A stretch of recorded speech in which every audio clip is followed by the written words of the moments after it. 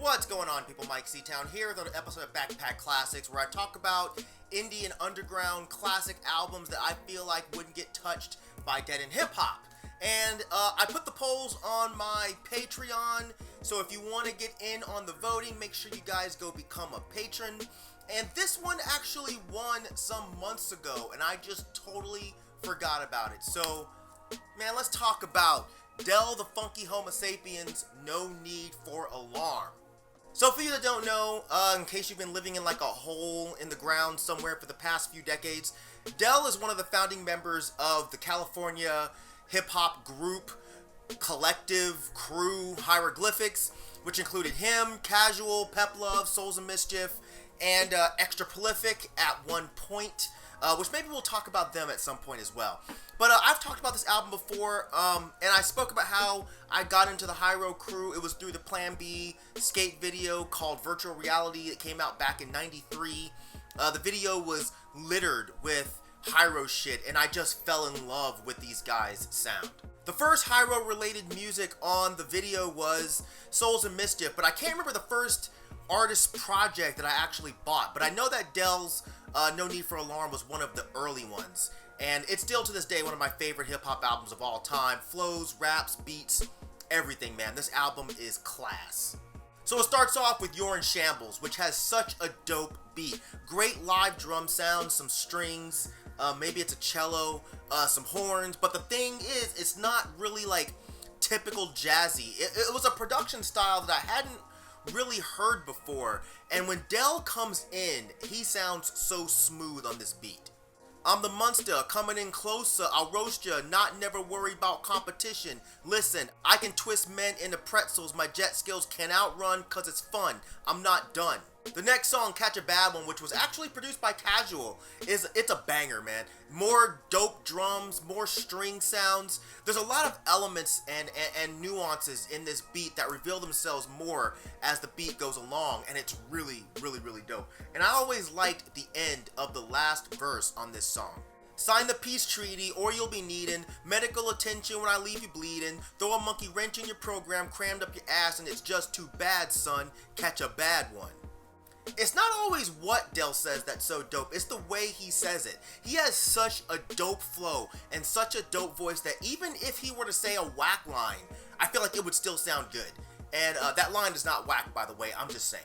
Not trying to go in order, but I have to talk about Whack MCs, because it's one of my favorite songs in this album. It's a great beat that Del actually produced himself, and it's so interesting how the production is done by different people on this album, but the mood and the tone is so similar. You know, clean drums, strings, horns, but again, it doesn't sound stereotypically jazzy. You know, this isn't Guru's jazzmatazz. It's not like that. And this song has one of my favorite hooks on the whole album. I cannot stand a whack MC, so step back if you please and don't test me your history. And I love this line so much, where Del says, "You're jealous, overzealous, Del is spectacular. In fact, you are whack and far beyond dope, be gone, nope." And I was always curious about this line where he says, "Why swoon when you hear a ballad is what I tell abroad, cause L a fraud, he ain't hella hard."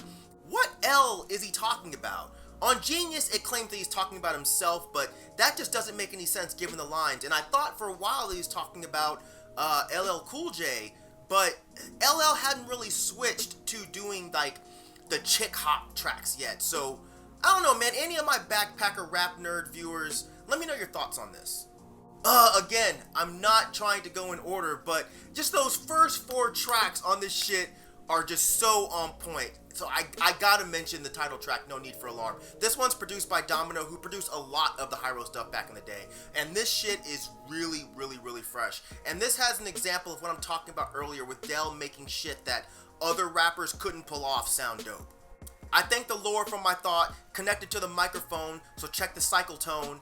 That I be arousing, housing your blasts and your pumps, the Mac Daddy makes you jump. The Mac Daddy line is obviously a toss to Crisscross, and I think other rappers who would have tried to throw that in their verse would have lost here. But Del can really make just about anything sound dope. The next track I gotta talk about is Worldwide. Another one produced by Casual with a really upbeat beat. And this one features Unicron, who for years we all thought was another rapper, but it turned out it's actually Del himself, which is hilarious. The flow kind of sounds like his, but it sounds like it's almost pitch shifted to be a little bit higher. And it's just such a dope idea, you know? And as to why he did it, he said he wanted to be able to rap about shit that wouldn't be believable coming from him rapping as Del, which shows that he was aware of his brand and his voice at the time, which is really admirable. And this one had an example of Del's impeccable flow. I kick rhymes like these to Inja, and Inja, off ya, never coming softer. This is not the best I can offer. I'ma save some for later. You ain't greater than the man with the plan and the brand that is named, and I hate ya. And what he does with Unicron is really dope too. Again, it's obviously Del's flow. I throw temper tantrums, that's my anthem. I'm not very big, but if you fuck with me, you'll be like Jerry's kids. Fucked up and that's tough luck. Unicron has never backed down from a tough fuck. The next song, No More Worries, is one of my favorite songs on this album. This one features A+ from Souls of Mischief, Casual, and Snoop, who was the MC from Extra Prolific. And everyone came with A1 verses. I love A+'s run here where he says, I'm letting suckers know I'm finna buck a bro. The nigga figure he can dust a professional. I test a fool, I get a tool, and beat him with it. He didn't see me with it. And Casual always spits fire, man, but he comes in crazy on here, and he's another one who just has an impeccable flow and voice when it comes to hip-hop. I'm fed up with the whackness and this weak shit, so peep the style and learn how to freak shit. I hope ya learn how to cope. By the time you peep this shit here, I'll be 3 times doper. My serious backpack nerds will notice that this song contains Del saying, I use Jedi mind tricks to find tricks. Well, that line was later used by the group Jedi Mind Tricks as a sample, which is really cool. Just a little nugget for y'all motherfuckers, a little nugget. And Snoop finishes his verse with a really nice run. No time for regular run-of-the-mill. I'm packing with steel boy soldiers. Never no more, the souls told ya. Never No More, obviously a shout to Souls of Mischief song Never No More off 93 Till Infinity, which hopefully I'll talk about that at some point as well. I honestly feel like I could sit here and talk about this album all day long, so I'm just gonna stop and just say you need to go listen to it if you've not heard it. If you have heard it, go listen to that shit again, and then let's fucking talk about it in the comments section. I feel like while it may sound a little bit dated, it still holds up. You know, like the beats still bang, the rhymes and flows are still dope throughout this album. And you know, some people say that Del's debut album, I Wish My Brother George Was Here, was better, but I'm far more partial to this album. You know, this was Del coming into his own, you know, with the dark production, the refreshing flows, the really memorable songs. You know, this was his breakout album.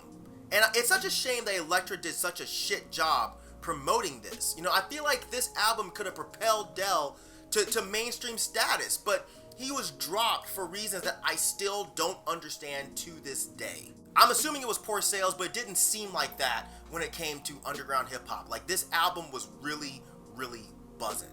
And for me, this album is an underground classic. You know, when it dropped, this shit was untouchable and groundbreaking, and it introduced so many people to an MC whose style and charisma was just huge. And this album played such a monumental part of my youth. And yeah, and I think that it needs to be talked about a lot more today. So that's it for this edition of Backpack Classics. Hopefully you guys enjoyed it. Drop some comments down there and let's talk about this album. And like I said, if you want to vote on what the next album is going to be, make sure you guys go become a patron. But I'm definitely trying to do these a lot more. I know it's been a while since I've done one of these videos, but yeah, hopefully I'll see you guys very soon talking about other indie underground backpack rap classics. Alright, as usual, thank you for living, thank you for loving, thank you for being you, and I'll see you guys next time. Alright, peace out, boy.